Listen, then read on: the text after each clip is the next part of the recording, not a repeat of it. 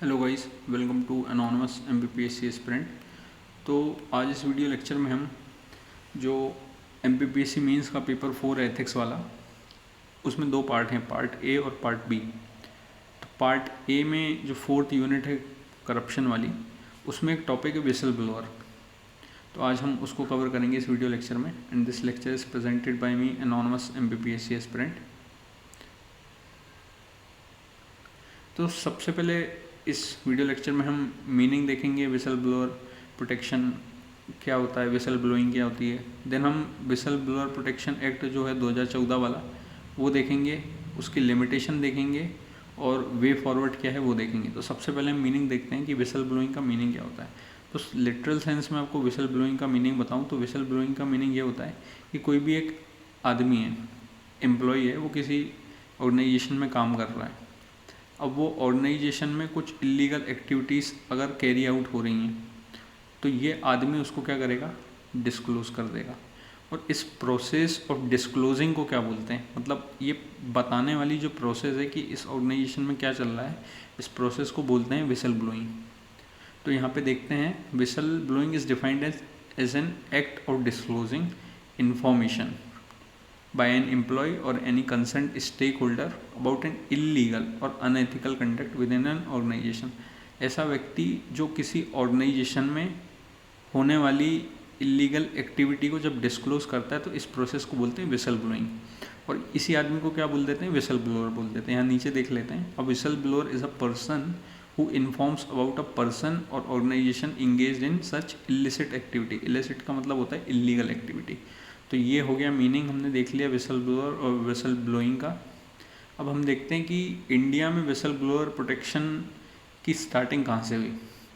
तो सबसे पहले 2001 में जो the law commission of India है, इसने बोला था कि हमें विसल ब्लोअर्स जो हैं, ऐसे आदमी जो कि बता रहे हैं कि कंपनी के अंदर या इंस्टीट्यूशन के अंदर क्या इलीगल है, ऐसे लोगों को प्रोटेक्ट करने के लिए हमें एक लॉ बनाना चाहिए।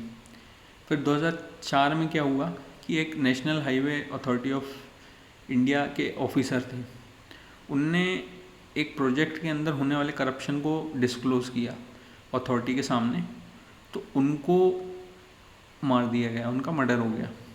तो इसको देखते हुए सुप्रीम कोर्ट ने ये डायरेक्ट किया सेंट्रल गवर्नमेंट को, ये बोला कि आप एक ऐसी एडमिनिस्ट्रेटिव मशीनरी तैयार करें, ऐसी प्रशासनिक ढांचा तैयार करें जो कि विसल ब्लोअर्स जो भी कंप्लेंट कर रहे हैं उस पर काम करें।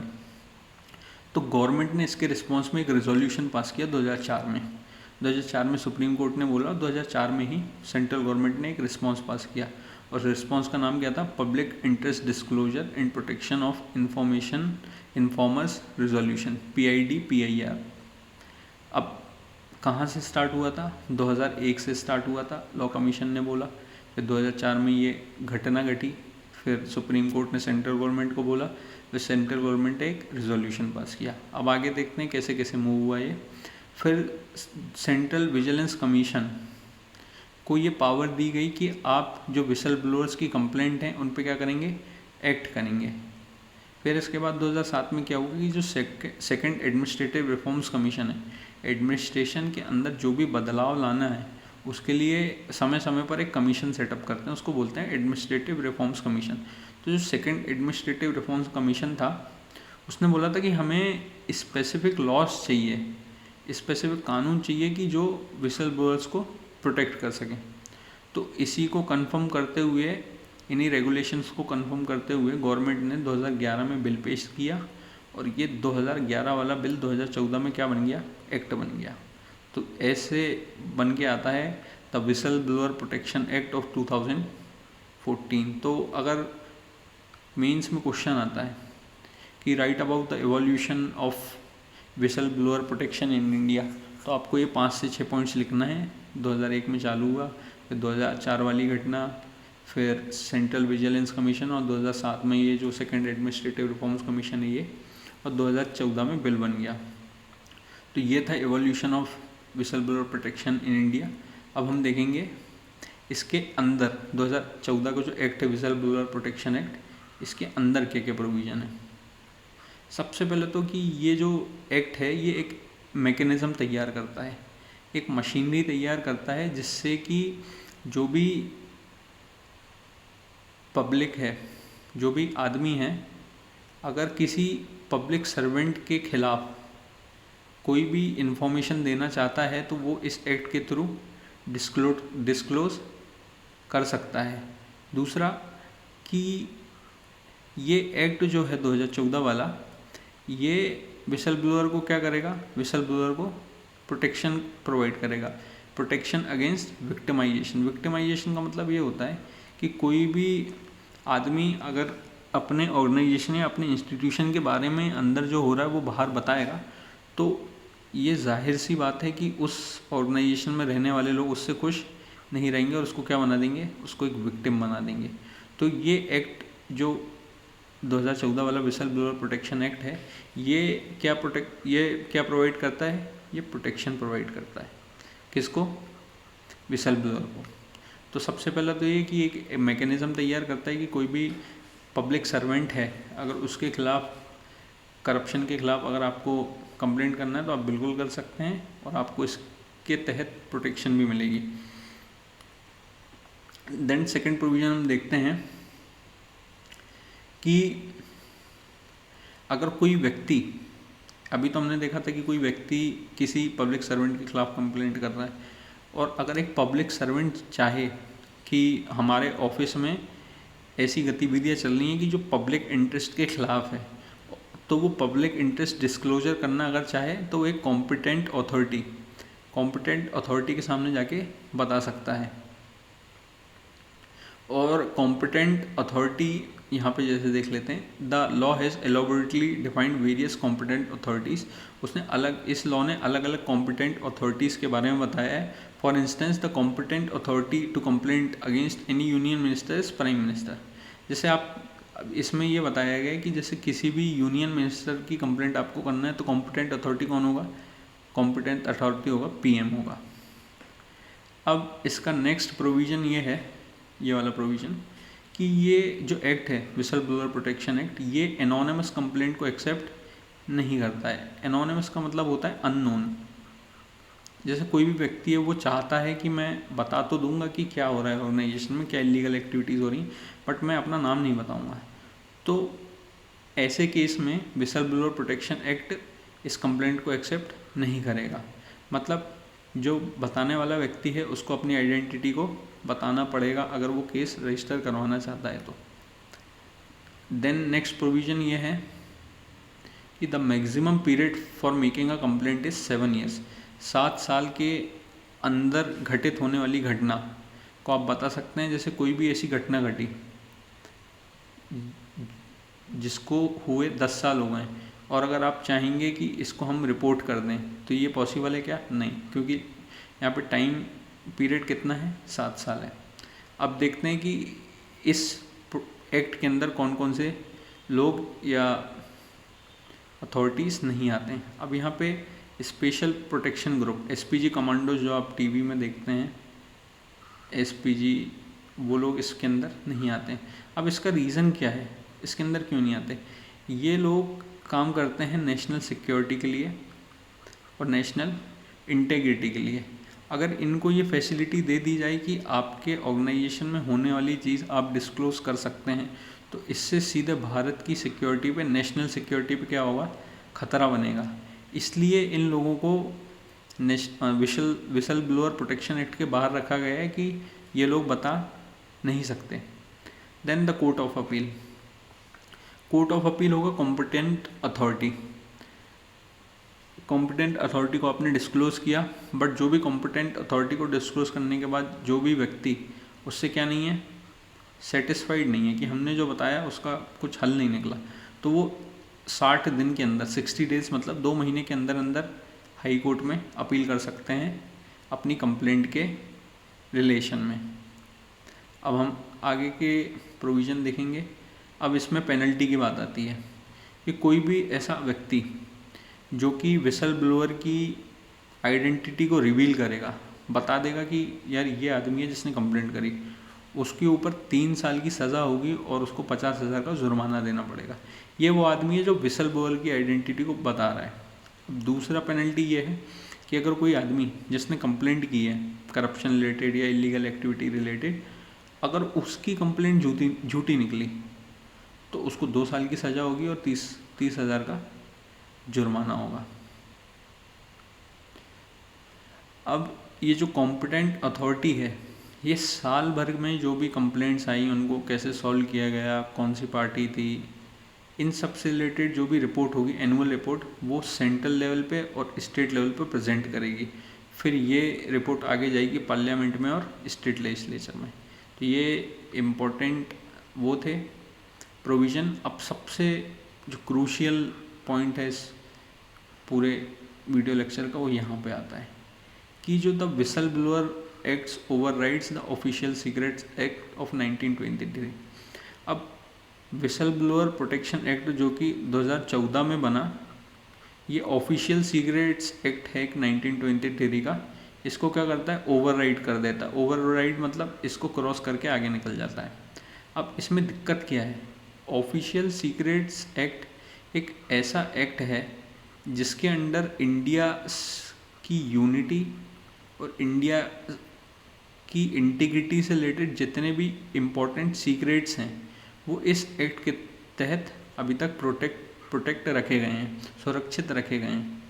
और अगर ऐसी सिचुएशन बनती है कि आप 2014 का जो विसल ब्लोइंग प्रोटेक्शन एक्ट है इसको यूज़ करके इस एक्ट के अंदर की जानकारी को बाहर लाएं, तो ये इंडिया के लिए कैसी बात होगी।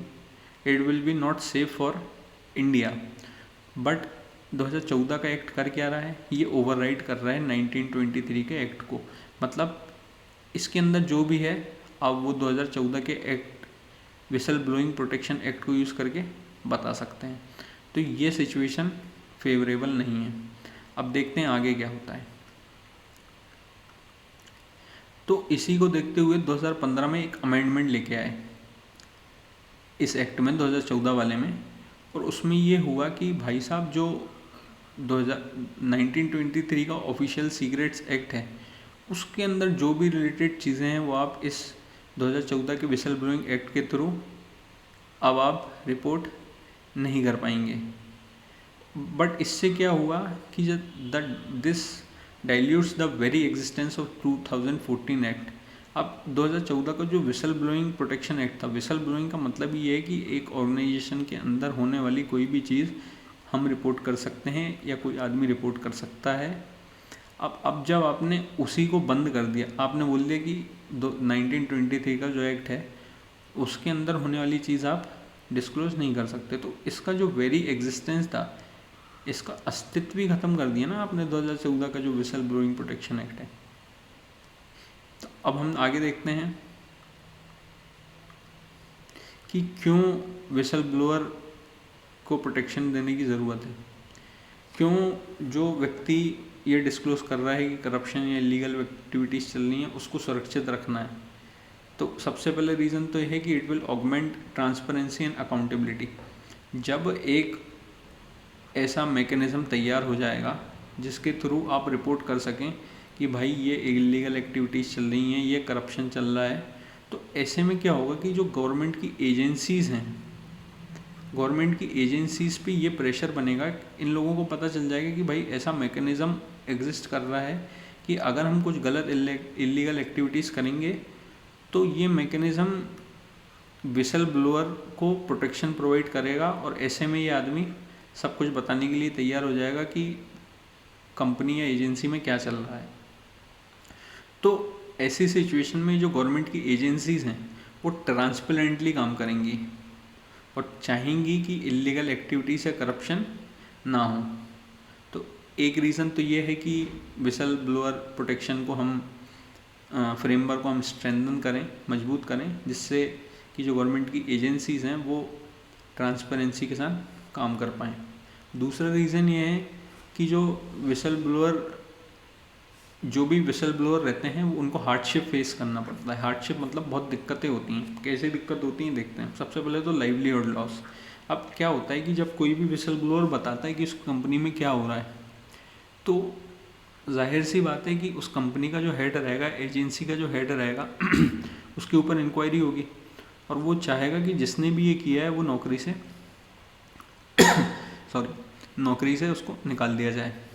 दूसरा, जब यह व्यक्ति किसी और ऑर्गेनाइजेशन में काम करने के लिए जाएगा तो दूसरे ऑर्गेनाइजेशन वाले इससे डरेंगे।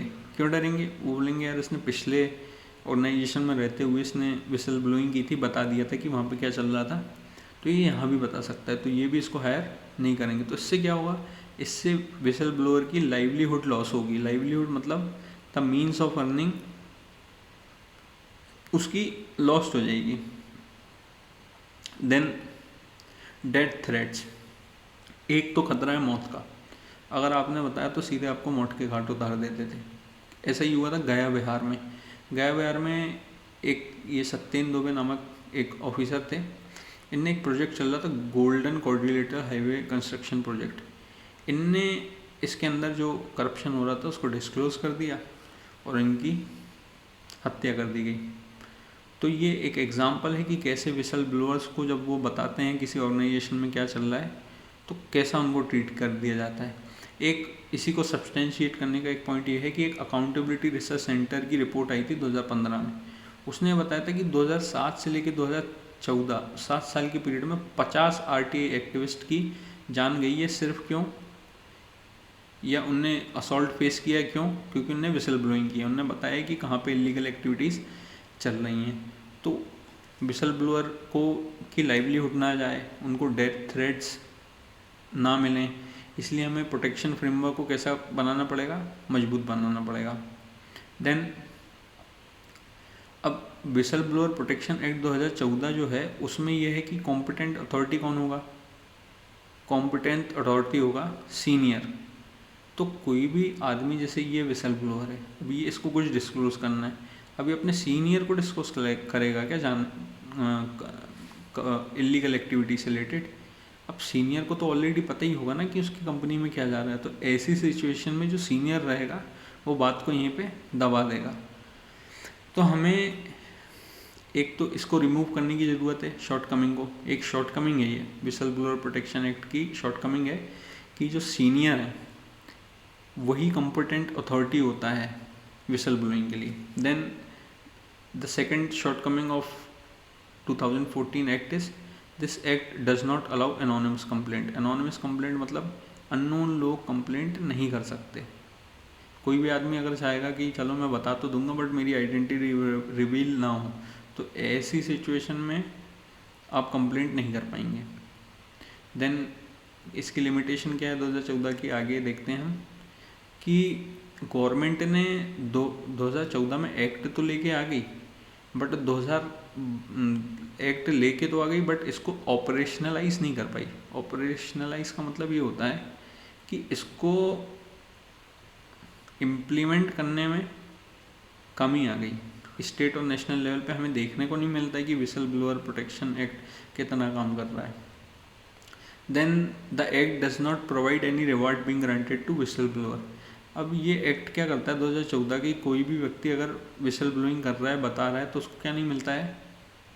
उसको रिवॉर्ड नहीं मिलता है। अब इस ऐसी सिचुएशन में क्या होता है कि कोई भी व्यक्ति जब उसको कुछ मिलेगा ही नहीं बदले में, तो वो क्यों चाहेगा कि मैं बता दूं? तो बोलेगा ठीक है रहने दो, जैसा चल रहा है वैसे चलने दो। तो ये भी एक शॉर्टकमिंग है। अब आगे का रास्ता क्या है? Way forward. सबसे पहले तो कि जो विसल ब्लोअर हैं उनको यूनिवर्सल प्रोटेक्शन मिलनी चाहिए। यूनिवर्सल मतलब सर्वांगीण पूर्ण तरीके से उनको मिलना चाहिए। अब दूसरी कंट्रीज में क्या है, जैसे यूएसए हो गया, हवाई हो गया, इनमें क्या है कि पब्लिक और प्राइवेट दोनों सेक्टर के एम्प्लॉयज़ को प्रोटेक्शन मिलती है अगर वो विसल ब्लोइंग करते हैं। इंडिया में सिर्फ किसके खिलाफ है? इंडिया में सिर्फ पब्लिक सेक्टर के। तो यहाँ पे पब्लिक और प्राइवेट दोनों को इंक्लूड करना पड़ेगा। देन एक रोबस्ट मैकेनिज्म बनाना पड़ेगा जो कि इंसेंटिव दे। किसको इंसेंटिव दे? विसल ब्लोअर को। जब भी वो कुछ ऐसी चीज़ें रिपोर्ट करें, विसल ब्लोइंग करें, तो उनको क्या मिलना चाहिए? इंसेंटिव मिले। और फॉल्स और जो फ्रिवलेस कंप्लेंट्स हैं, जो गलत और झूठी कंप्लेंट्स हैं, उनको आगे बढ़ावा ना मिल सके। देन गवर्नमेंट को कोशिश करना चाहिए कि जो 2014 का एक्ट है उसको ज़्यादा से ज़्यादा इम्प्लीमेंट, ज़्यादा से ज़्यादा ऑपरेशनलाइज कर पाए। देन क्या इम्प्रूवमेंट इसमें कर सकते हैं कि the whistle blowers should be given freedom to report their complaint to independent authority rather than seniors. अभी हमने देखा था कि 2014 का जो एक्ट है उसमें ये बोलते हैं कि कॉम्पिटेंट अथॉरिटी कौन होगा, कॉम्पिटेंट अथॉरिटी होगा सीनियर। बट इसको अगर सुधारना है हमें तो क्या करेंगे, एक इंडिपेंडेंट अथॉरिटी बना दो ना। इंडिपेंडेंट अथॉरिटी जो उस ऑर्गेनाइजेशन की हो ही ना, कहीं बाहर की हो, तो ऐसे में क्या होगा कि ये जो विसल ब्लोअर इनसे कंप्लेंट करेगा तो ये कैसे रहेंगे, न्यूट्रल रहेंगे। न्यूट्रल मतलब ये इनका झुकाव किसी भी कंपनी या किसी के भी तरफ नहीं होगा, और ऐसे में कंप्लेंट को सीरियसली लिया जाएगा। अब यूएस में क्या है कि जो भी डिपार्टमेंट्स हैं, उन डिपार्टमेंट्स के अलावा सेपरेट ऑफिस हैं विसल ब्लोइंग के लिए। तो ऐसे में क्या होता है कि ये ऑफिसेस स्पेसिफिकली ऐसी डिज़ाइन की जाती हैं कि जिससे कि कंप्लेंट्स आ सकें और उन पे इन्वेस्टिगेशन हो सके। तो ये कुछ वे फॉरवर्ड थे। इस वीडियो लेक्चर में हमने क्या क्या देखा, सबसे पहले तो हमने मीनिंग देखा विसल ब्लोइंग का मीनिंग क्या होता है। देन हमने देखा कि जो 2014 का विसल, उसके बाद हमने एवोल्यूशन देखा मीनिंग के बाद। फिर हमने देखा 2014 का whistle blower protection act. Then उसके अंदर शॉर्टकमिंग्स देखी कि क्या क्या कमी है। देन वे फॉरवर्ड देखा, और हमने ये देखा कि क्यों ज़रूरत है विसल ब्लोअर प्रोटेक्शन की इंडिया में। Then this lecture is presented by me, anonymous MPPSC aspirant. Thank you for watching. You can subscribe to my channel for more informative videos on MPPSC mains. Thank you so much.